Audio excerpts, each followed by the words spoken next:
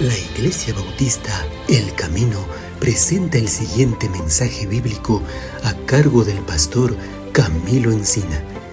Tome su Biblia y disponga su corazón para el mensaje de hoy.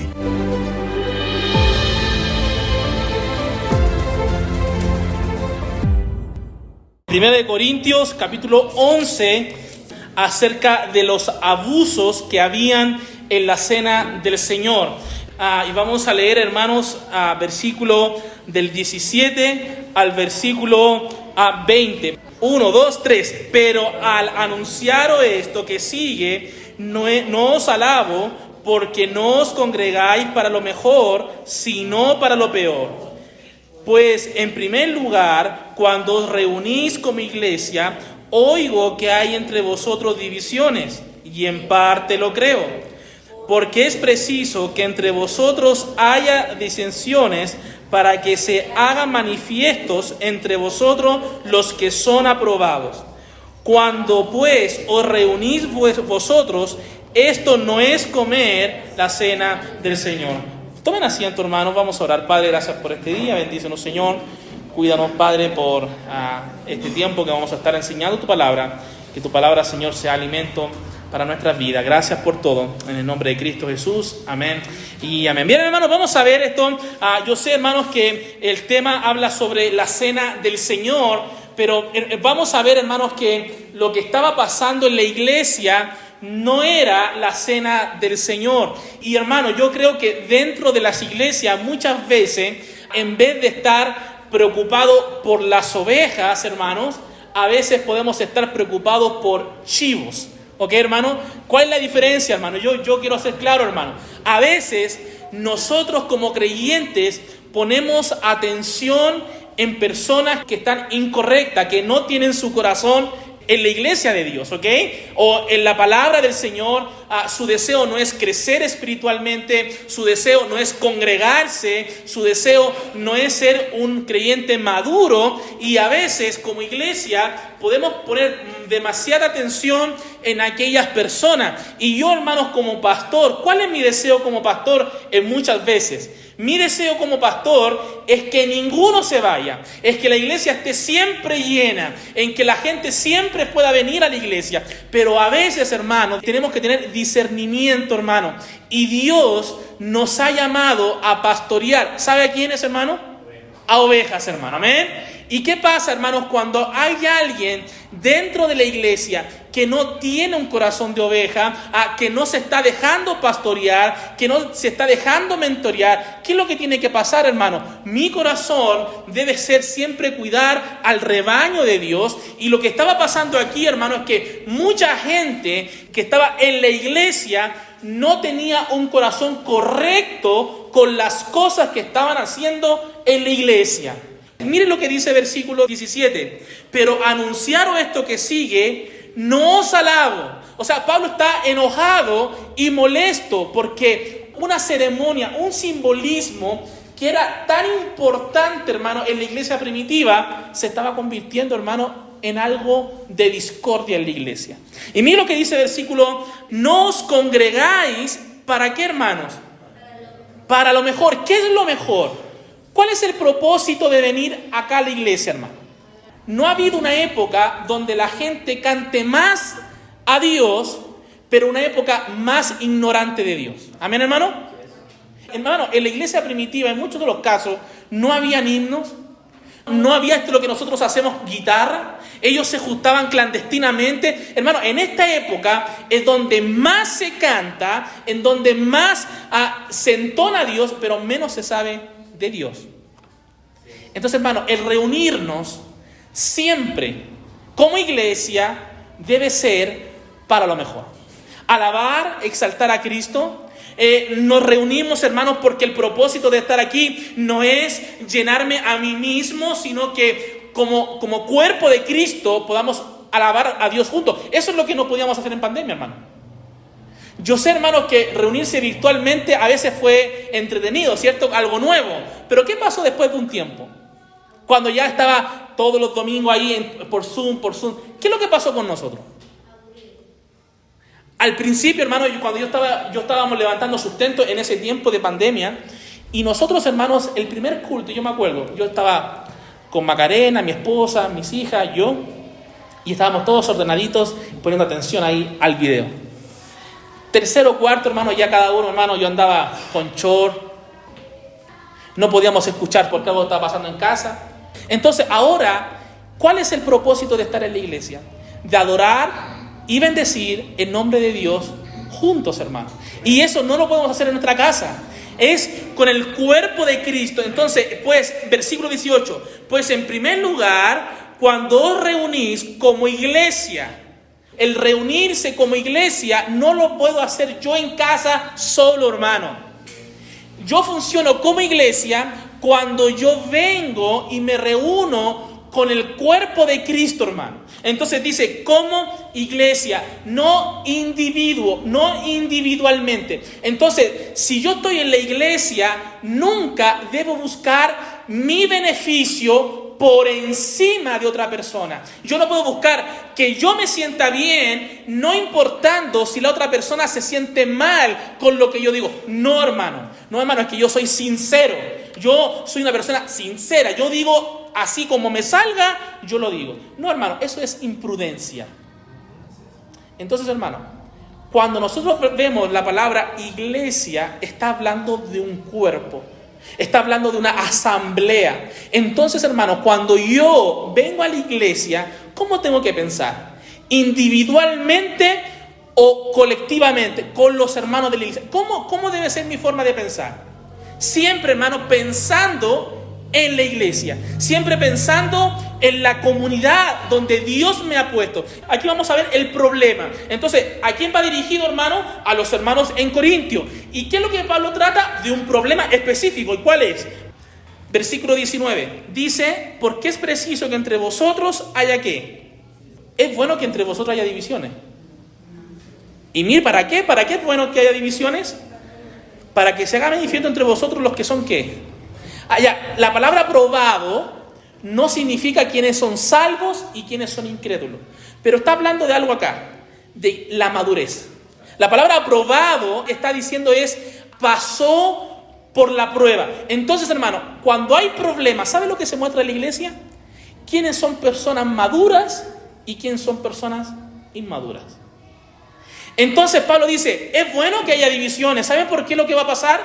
Va a pasar que en la iglesia se va a mostrar quién está maduro, capaz, aprobado y quién es un bebé espiritualmente. Y eso pasa en los conflictos, hermano. Cuando estamos en la iglesia y hay algo que no te gusta, tú puedes actuar como un niño o puedes actuar como una persona madura. Mira un niño. Yo cuando era niño éramos muy pobres, pero dentro del pasaje había un niño que tenía dinero. Nosotros jugábamos con pelotas de papel, pero cuando salía él, Kiko, ¿cierto? Salía él, ¿cierto? Con su pelota cuadrada, ¿cierto? Él salía, nosotros jugábamos con él. ¿Y qué teníamos que hacer con él? Teníamos que hacer lo que él diga. ¿Por qué? Porque la pelota era de él. Y muchas veces yo vendía a mis amigos por la pelota, porque él me decía, yo no quiero que juegue él, mi mejor amigo, ya que no juegue. Con tal que yo jugara con la pelota. Hermano, nosotros jugábamos con pelotas de papel, con pelotas de plástico, pero él tenía una pelota de fútbol, original. ¿Qué pasaba cuando él se enojaba con nosotros? Y aparte, hermano, siempre los que tienen todo son malos para jugar fútbol, hermano. Entonces, él salía con rodillera, canillera, zapatos de fútbol, y salía, hermano, pero era pésimo para jugar. Entonces, nosotros, hermano, le golpeábamos, jugamos. Entonces, hermano, ¿cómo actúa un niño?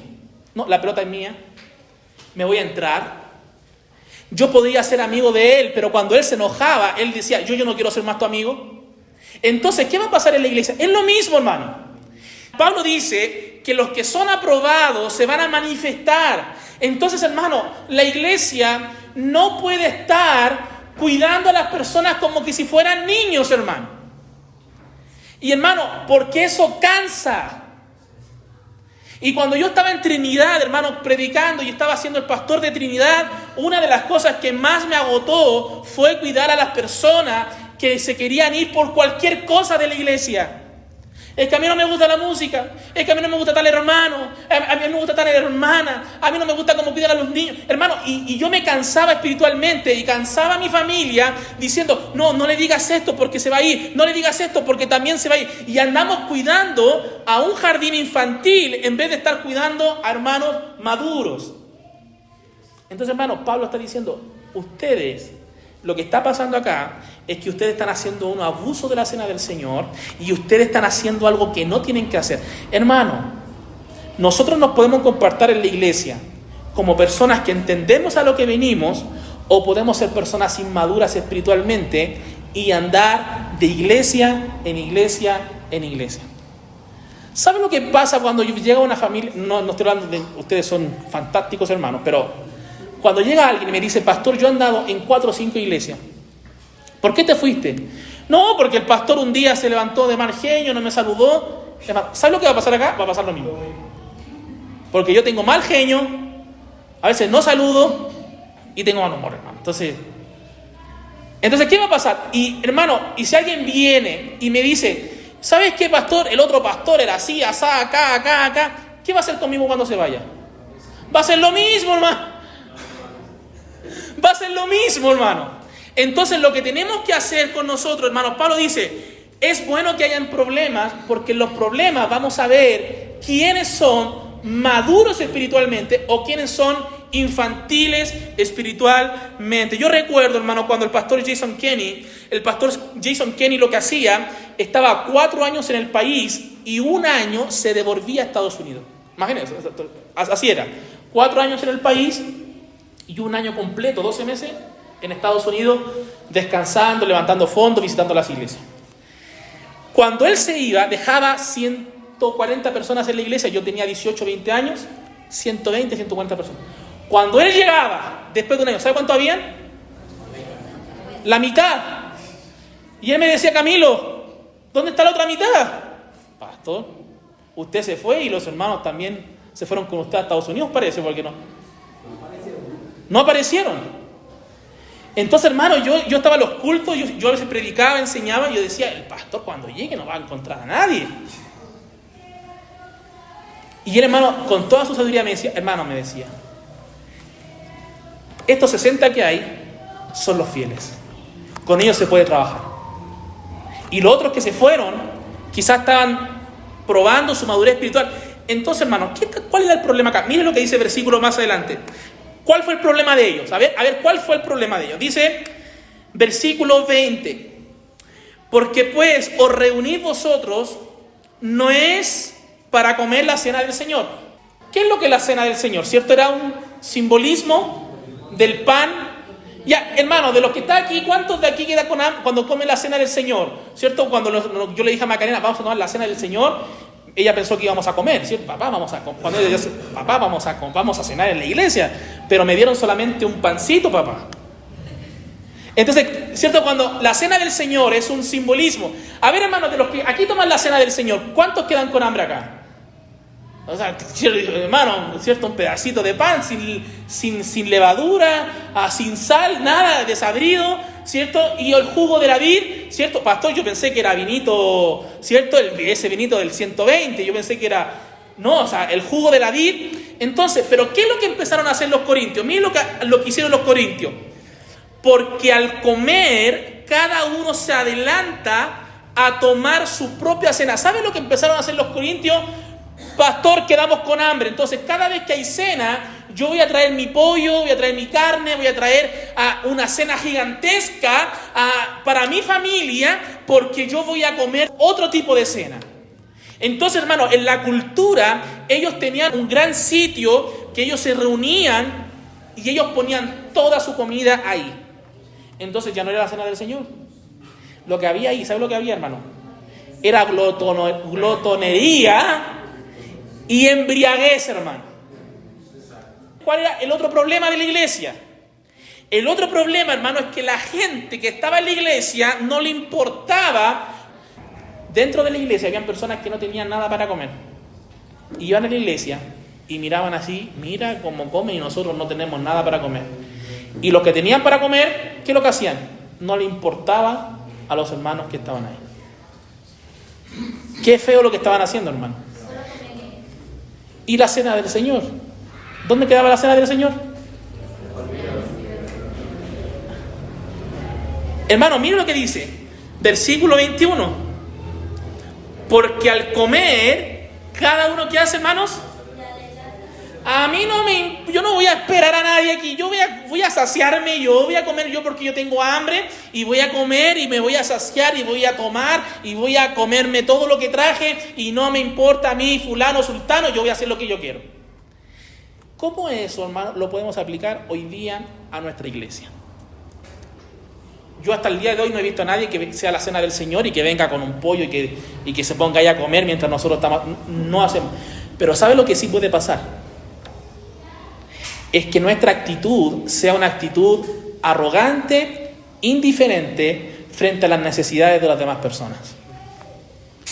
Miren lo que dice ahora versículo 23, 22, porque hermano, miren lo que cada uno se adelanta a comer su propia cena. O sea, ya no lo estaban haciendo de forma de iglesia, sino que estaban...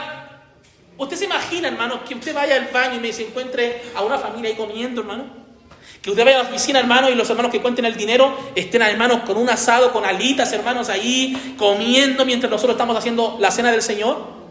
Y miren lo que estaba pasando, porque no solamente estaban comiendo, dice, y uno tiene hambre y otro que, hermanos, se embriaga. Entonces la cena del Señor ya no pasó a ser un simbolismo. Ellos pensaron de que ellos podían comer y que podían embriagarse. ¿En dónde? En la iglesia.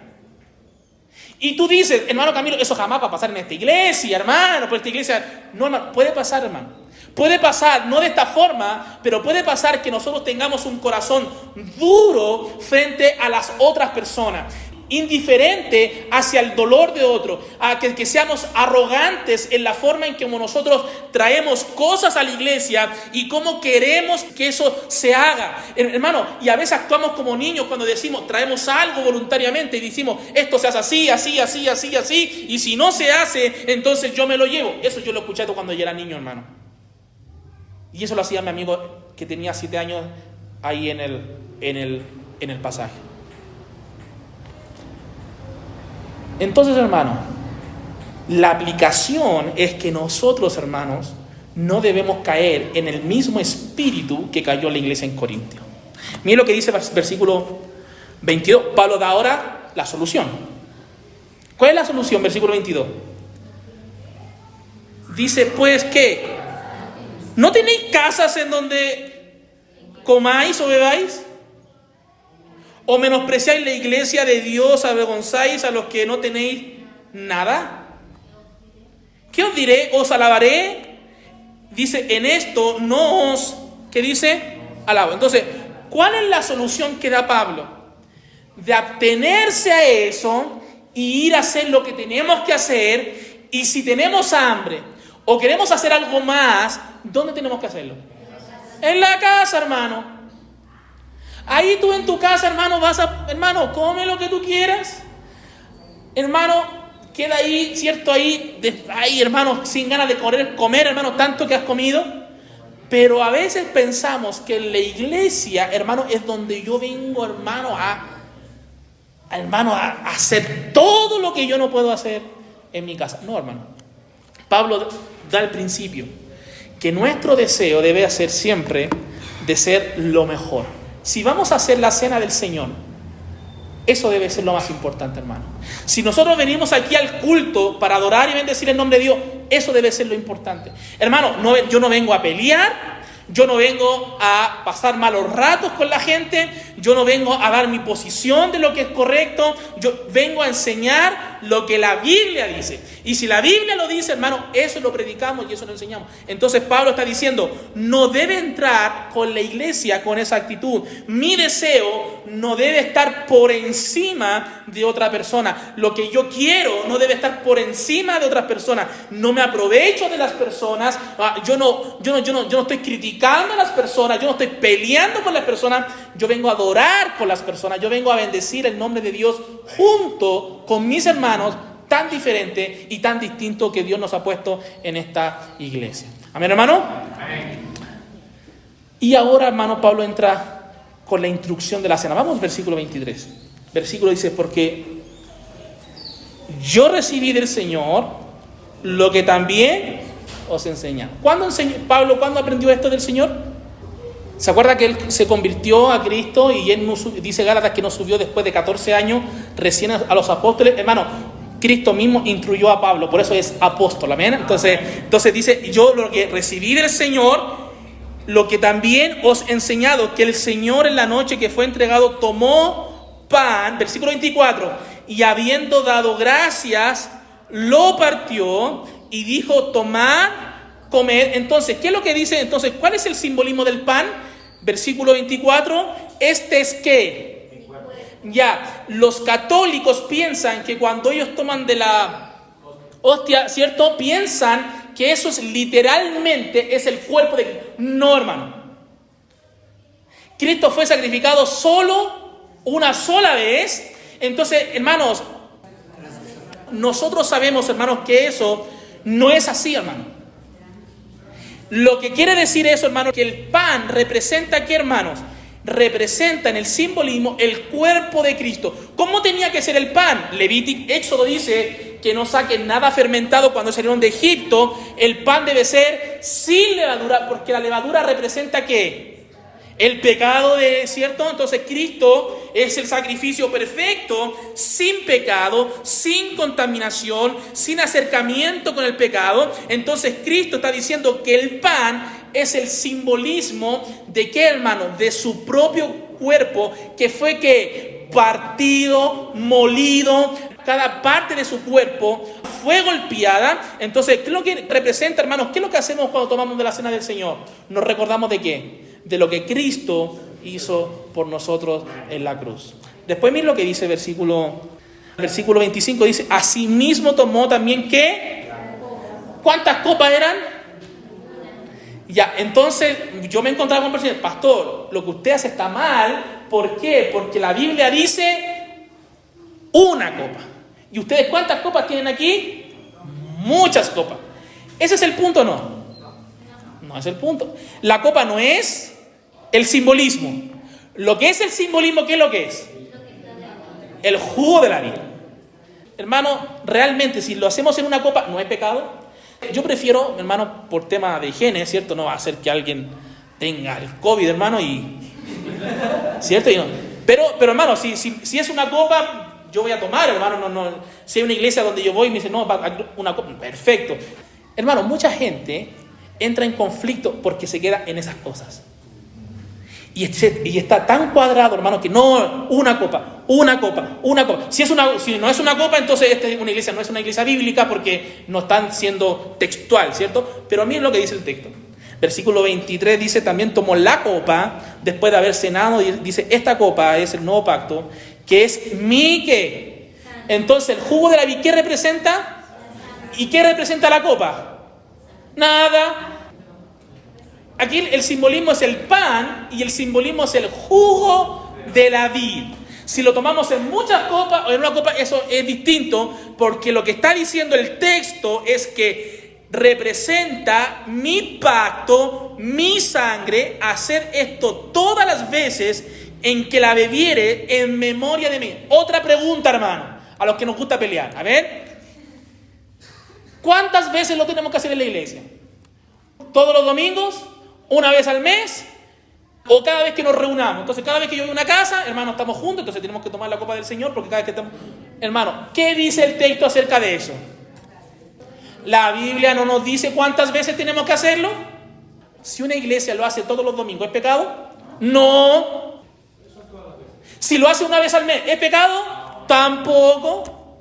Si esa iglesia lo hace los miércoles y los domingos, ¿tampoco es pecado? Pero hay una condición, que cada vez que se haga, tenemos que hacerlo en memoria de Él. Amén. ¿Estamos claros ahí, hermano? O seguimos peleando, hermano. Pues a mí me encanta pelear, hermano. Hermano, ¿tú te das cuenta cómo nosotros podemos llegar a pelear por cosas que en la Biblia no está? Dice, tomad y comed este mi cuerpo, y dice, así mismo tomó la copa, y dice, hacer esto todas las veces que la bebieres en memoria de mí. Hermano, estudiando la Biblia, pareciera que cada vez que ellos se juntaban los domingos, ellos tomaban la cena del Señor. Pareciera. No puedo hablarlo con certeza, hermano, pero viendo el libro de Hechos y viendo el libro de Corintios, pareciera que ellos cada domingo lo hacían. Ahora, ellos lo hacían pésimo, porque la cena no terminaba en una cena, terminaba en emborrachamiento y en comelona. Pero hermano, ¿cuál es el punto acá? El punto que nosotros debemos hacer eso en memoria de ¿quién? En memoria de Cristo. Que si la membresía me dice, pastor, yo ya hablé con toda la membresía, ya estamos todos de acuerdo y yo quiero que todos los domingos acá se hagan la cena del Señor. Perfecto, hermano, vamos a hacerlo así. Si me dice, pastor, yo pienso que 2 veces al mes, hermano, no hay ningún problema. Pero va a haber sí un problema, hermano, que tenemos que hacerlo de una forma que es correcta. ¿Cuál fue el problema? Que eran buenos para comer y buenos para tomar. ¿Cuál era la solución al problema? Coman en casa. Después, Pablo está instruyendo cómo se debía hacer. El pan representando el cuerpo, la copa representando la sangre de Cristo y siempre pensando en el sacrificio que Cristo hizo. Ahora, eso es lo general. Ahora vamos a ver lo espiritual. Vemos todo lo externo como se debe hacer, pero ahora Pablo va a entrar a algo más importante, hermano. Ahora Pablo va a aplicar todo lo que él dijo y lo va a aplicar ahora de tal forma que nos va a mostrar a nosotros cómo debe estar nuestro corazón al tomar de la cena del Señor. Entonces vamos a ver aquí, versículo 27, que dice: de manera que cualquiera que comiere este pan o bebiere esta copa indignamente. Y aquí, hermanos, Pablo ahora se está enfocando a la vida espiritual del creyente. Cualquiera que bebiere indignamente será culpable del cuerpo y de la sangre del Señor. ¿Qué es lo que es indignamente según el contexto, según lo que estaban haciendo ellos? ¿Por qué ellos estaban tomando la cena indignamente? Porque terminaban, hermano, ahí entre copas, hermano, abrazados, quizás ahí llorando. Ellos estaban ignorando la necesidad de los demás. Entonces, en el contexto está hablando de ¿qué? De pecado. Entonces, ¿ellos estaban tomando la cena indignamente o no? Sí. ¿Y qué estaba pasando dentro de la iglesia? Mira lo que está pasando. Yo no quiero meter miedo, hermano. A mí me carga, hermano, predicar con miedo, pero les voy a meter miedo ahora, hermano. ¿Amén? Miren lo que dice el versículo 28. Por lo tanto, pruébese cada uno a sí mismo. Ok, miren lo que dice el versículo 30. Por lo cual hay muchos enfermos y debilitados entre vosotros y muchos duermen. Este comportamiento que ellos tenían de tomar, de comer y de beber era algo repetitivo. ¿Y sabe lo que empezó a hacer el Señor, hermano? Se lo empezó a llevar. Oye, ¿qué pasó con tal familia? Con tal hermano. Pum. Hasta aquí llegaste, pescadito. Vamos para arriba. Estás haciendo mucho relajo acá, te vas conmigo. Lo que estaba pasando, hermano, es que Dios empezó, hermanos, a sacar gente, hermanos, de su propia iglesia. ¿Por qué? Porque la conducta que ellos tenían era una conducta ¿de qué? De pecado. Ellos estaban, hermano, imagínate, ellos estaban tomando de la cena del Señor borrachos, hermano. Ellos estaban tomando de la cena del Señor sin discernir el cuerpo de Cristo. Imagínate, hermano, una persona que está borracha puede discernir lo que está haciendo, hermano. ¿Qué es lo que dice el proverbio? Que un borracho se tambalea, va por acá, no sabe lo que habla, no se acuerda lo que pasó. Imagínate, hermano, que él despierta el otro día pensando, ¿qué es lo que hice el domingo? Yo me acuerdo lo que hice el domingo. El domingo fui a la iglesia y estaba tan borracho que pasó el hermano con la copa del Señor, me la tomé y no sé dónde aparecí.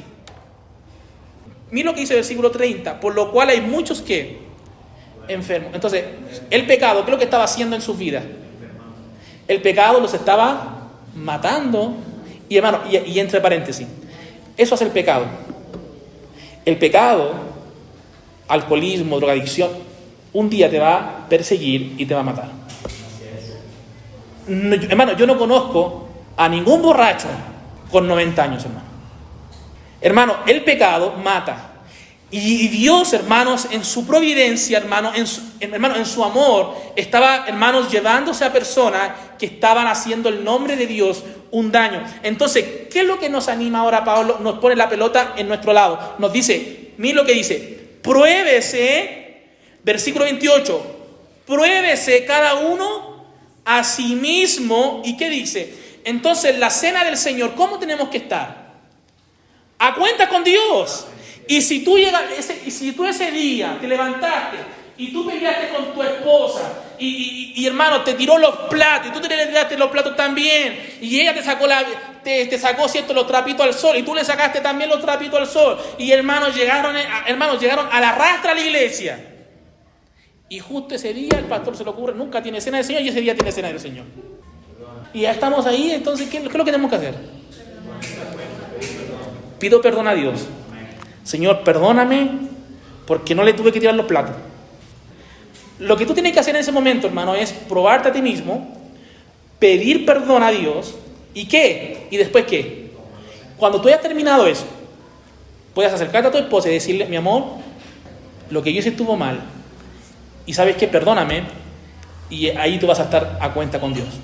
Ahora, hermano, la otra versión que hay es que si tú ahí, antes de tomar la cena, tienes la oportunidad de pedir perdón a tu esposa, perdóname mi amor, no quiero tomar la cena así y quiero pedirte perdón. Y ahí, no sé cómo lo vas a hacer ahí, hermano, pero lo haces ahí, pides perdón a Dios y tomas la cena. Hermano, de las dos formas tú lo puedes hacer. La cosa es que no tienes que quedarte con ese resentimiento en tu corazón y hacer como que si nada pasa. Y tú no pides perdón a Dios y dices, y voy a tomar la cena, ¿qué tanto? ¿Sabes lo que está pasando ahí, hermano? No estás discerniendo el cuerpo de Cristo.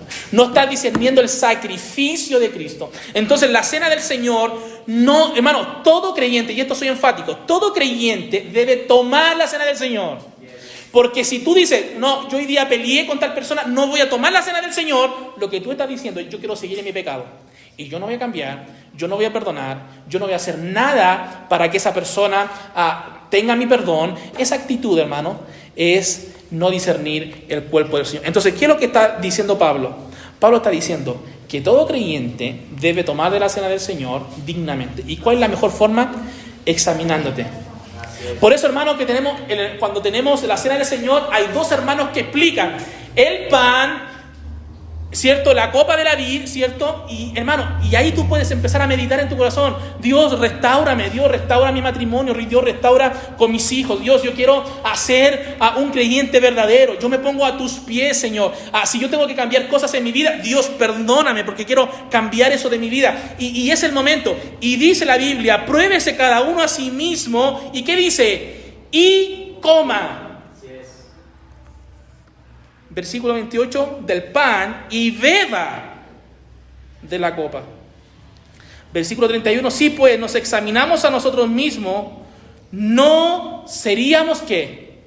Entonces, ¿qué dice? Si tú en ese momento pides perdón a Dios, ¿Dios te juzgaría por lo que hiciste? No. Señor, perdóname, estoy delante de ti, termina la cena del Señor, vas a casa, Señor, y le pides perdón a tu esposa, a tu esposo, o a alguien que está en tu corazón, tú lo llamas y le dices, Señor, ¿sabes qué? Hice esto, perdóname, yo no quería hacerlo. Y sigues con tu vida. Mire lo que dice, versículo 33. Así que, hermanos míos, cuando os reunáis a comer, ¿qué dice? Esperaos unos a otros. Si alguno tuviere hambre, coma ¿qué? En su casa, para que no os reunáis para juicio. Las demás cosas las pondré en orden cuando yo fuere. Pablo, hermano, escribió para arreglar lo más importante. Pablo no está diciendo ustedes son los más carnales, aunque usted lo podría, él pudo haberlo dicho, hermano. Hermano, él no dijo ustedes son la peor iglesia en la cual he fundado. No, porque él dice os alabo, pero en esto no los alabaré. Pablo lo que está haciendo, hermano, es arreglar con una situación en la iglesia. Hermano, yo te voy a decir una cosa. Las cosas se pueden arreglar. Ya, ¿qué te molesta? ¿Cómo te trata? Ya, lo que no podemos hacer, hermano, es trabajar en el corazón de otro, pero si yo puedo trabajar en mi propio corazón, hermano.